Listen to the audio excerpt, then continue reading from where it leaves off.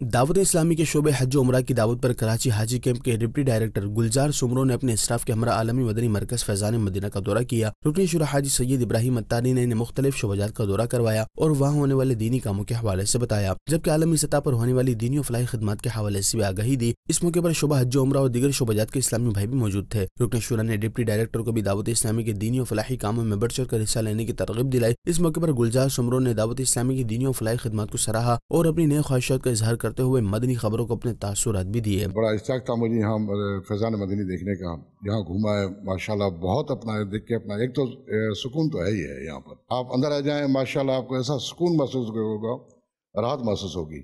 और माशाल्लाह ये सेटअप देख के और बड़ा दिल खुश हुआ है। बहुत बड़ी इस्लाम की खिदमत हो रही है यहाँ पर और हर डिपार्टमेंट है यहाँ पर, ट्रांसलेशन के, सोशल मीडिया के, यूट्यूब के, और लोगों को पढ़ाई के लिए बच्चे भी माशाल्लाह यहाँ पर फैज़याब हो रहे हैं और ऑनलाइन क्लासेस भी हो रही हैं।